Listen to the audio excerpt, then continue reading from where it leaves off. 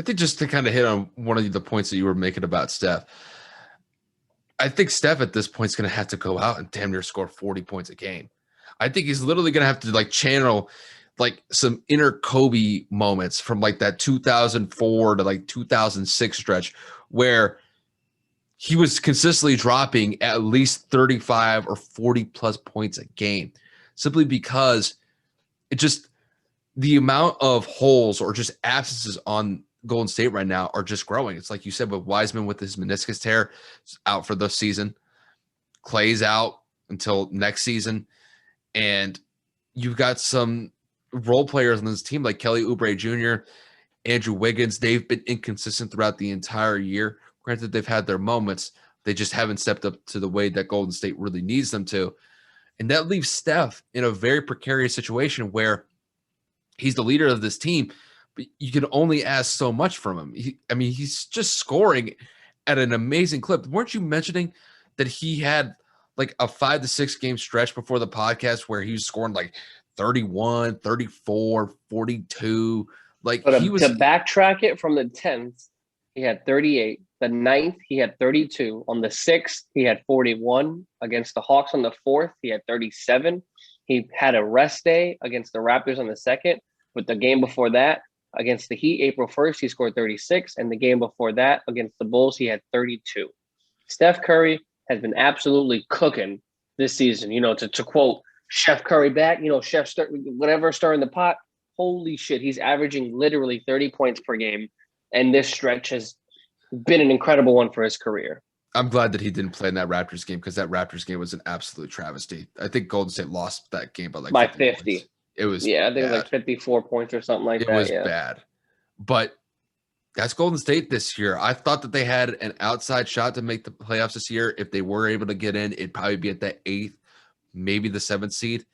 But I think that injury to Wiseman, I just don't know how they're going to be able to come back. That takes the air out of that team, Yeah, that's going to be a tough one. And it sucks because I do like Golden State. Obviously, they've had a tremendous amount of success the last 5 to 6 years with the run that they've had. But this is that new chapter of Golden State basketball. And listen, it's going to be growing pains. This is not your typical Golden State Warriors that was winning championships or being in the finals every single year for the past 5 to 6 years. So I think Steph is really kind of figuring out for the first time really in his career what it feels like to be the leader of a team that just doesn't have championship caliber players that can carry that team into the playoffs and into the finals with relative ease. There's a lot of hard work and a lot of time to really build these guys up and just establish some good camaraderie with his teammates. But it's going to come at an expense of possibly not even making the playoffs this year. No, yeah. I mean, again, we were talking about it prior to the episode. I sent Kyle a clip of something on Instagram. I forget exactly where it came from or what source it was, but someone made a good point and said Steph Curry at this very moment in his career has hit a point in which Kobe Bryant hit a lot earlier, that he is literally playing with little to no help, and he's scoring at an insane clip to the point where he's literally shouldering every ounce of the load to keep a team relevant. I know everybody that's an actual fan of basketball remembers that point of a 3 or 4 year period where Kobe Bryant was playing with Kwame Brown, Smush Parker.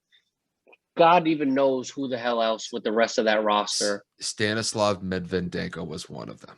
The fact that you can even pronounce that name 10, 15 years later is absolutely ridiculous, and I would give you a gold star, but it just goes to show Steph's playing with some scrubs right now. Steph's hitting that point in his career where he's, getting into the ladder of his career. He's 33, like I had said a couple minutes ago. And, Kobe was significantly younger. Kobe was still in his 20s when he had, hit this point. But it's funny that someone made the comparison, and it's like Steph's finally hitting that stride where it's like, yo, dude, like you the man, but it's like, I can't do this alone because I'm getting no help here. Yep. Nobody wanted to listen to Kobe. And when he was saying help, Kobe obviously almost requested a trade to the Dallas Mavericks. That almost kind of happened. Mark Cuban kind of talked about it, I think I want to say a year ago, a year or two ago, or actually around Kobe's death. He said Kobe was almost a maverick. Kobe had requested a trade, and then obviously I don't know if it was Jerry West or somebody talked him out of it. Well, the one team that was the one team in particular that Kobe was looking at was at Chicago. It was with the Bulls. Kobe had already stated before that he and Vanessa were already looking at schools for his kids to go to school in Chicago. And it didn't seem like that far off of possibly happening, simply because when you're looking at houses for your kids to go to school, that's how significant and how serious the rumors are going to Chicago at that point, but they never materialized. He ended up staying with the Lakers. I think really at this point, when it comes to Steph, to kind of bring it back to him, granted, he doesn't have KD anymore. KD's out in Brooklyn. You got Clay, but Clay is still hurt. Draymond is Draymond. They're going to need somebody, and I think their only way they're going to be able to do it is maybe through free agency. They got to bring in a shooter, because I think James Wiseman is going to be a solid big man for them moving forward. Obviously, the meniscus tear sucks, but they need a solid three-point shooter to go along with Steph and Clay. Because granted, I'll say this, Steph's maybe got 3 to 4 years of solid years left. He could play for probably another 5 to 6 years, but at a high level, probably maybe 4 at the most. If he could still be able to knock down 3-point shots, he'll still be a great player in this league. But they're going to need somebody to eventually start taking some pressure off of Steph. And to kind of throw it back to the whole Kobe situation, like you mentioned, with Kobe going through his difficult time from like 2005 to 2006, and even like earlier parts of 2004, things didn't improve until they got Powell.